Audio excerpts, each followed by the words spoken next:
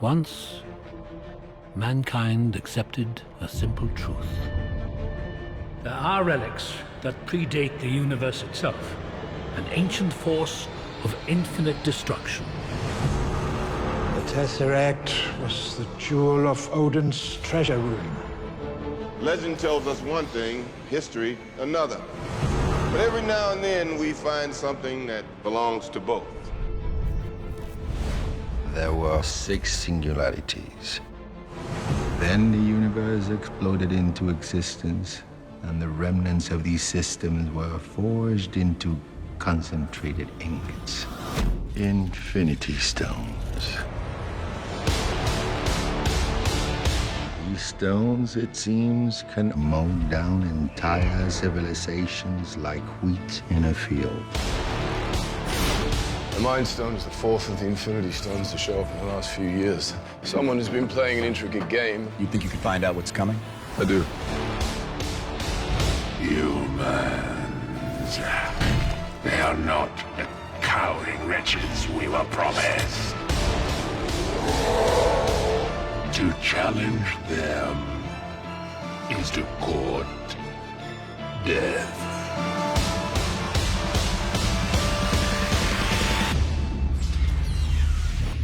Fine.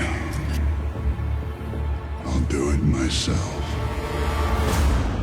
Since we've been building the Marvel Cinematic Universe, we've been building to this idea of the Infinity Stones. And what's fun about the Infinity Stones in the comics, or the Infinity Gems as they were known initially, is this is like this huge, incredibly powerful set of MacGuffins, for lack of a better word, that kind of existed on this cosmic level and represented the culmination of the whole Marvel Universe. We hit upon the idea years ago that we could make the Infinity Gauntlet the big thing that's overarching in the entire Marvel Cinematic Universe and kind of culminate in an Infinity War movie. Thanos has always been sort of grand puppet master because he really is a god. Even more than Thor, he is like a supreme being of evil. And so the idea that he was the prime mover behind all of this just seemed natural. Once that gauntlet's filled and he's got all the stones, then anything is possible. In the comics, you know, traditionally there have been 6 stones, and the first of them is the Space Stone, and it kind of allows interdimensional space travel to happen. And so in the movie universe, we made the Space Stone the Tesseract, which is a MacGuffin that's been with us since Captain America. We knew that it had cosmic origins, and up to that point, the only cosmic element that we've introduced is Thor, is Asgard, is the 9 realms. So we started saying, what if that's where it came from? So we added sort of a Norse overlay mythology to it. And we tracked that Tesseract through World War II to where it rests at the bottom of the ocean.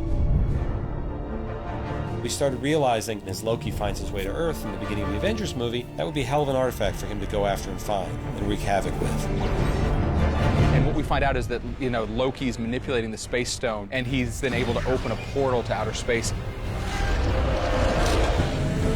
At the end of the movie, the Tesseract is taken back to Asgard and put in Odin's treasure room. In Thor: The Dark World, we have the ether that ends up becoming the Reality Stone. While the other relics often appear as stones, the ether is fluid and ever-changing. It changes matter into dark matter. It's one of the most dangerous and threatening things they've ever come across, and honestly, it could consume the universe. Have you come to witness the end of your universe? I've come to accept your surrender.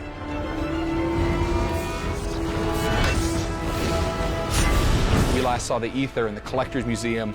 Why not keep it secure in your own vault? The Tesseract is already on Asgard. It is not wise to keep 2 Infinity Stones so close together. The Collector is probably not the best custodian of that stone. 1 down. 5 to go.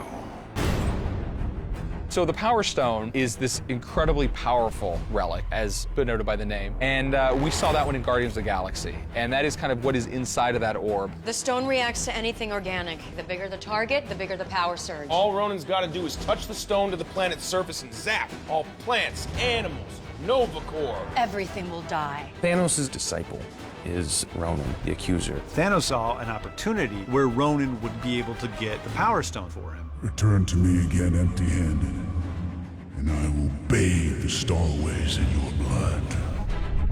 The Guardians of the Galaxy realize together they can actually stop Ronan and maybe have a chance against Thanos. You're mortal! How? We're the Guardians of the Galaxy. At the end of the movie, we leave the Power Stone in the Nova Vault, and it's left there safe, or so we think.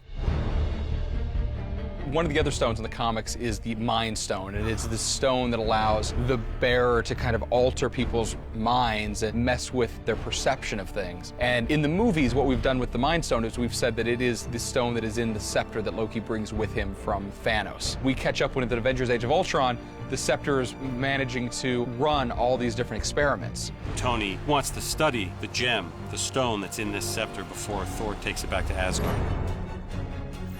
And one of the things he does is hook it up to his computer systems to analyze it. It's beautiful. You have to guess, what's it look like? Like it's thinking. And Tony ultimately realizes by bringing Vision to life, he actually will have something great.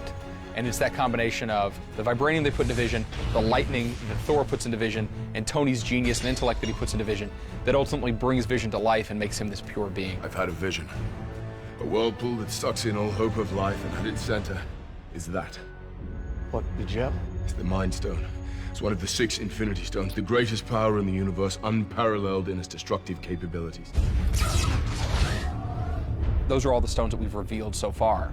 And so we've been keeping track of them in all the course of all these different films, and Thanos has been keeping track of all of it this whole time as well.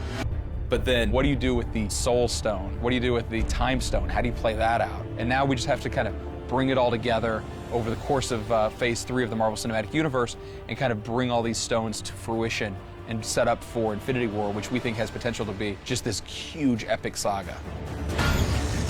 We're the Avengers.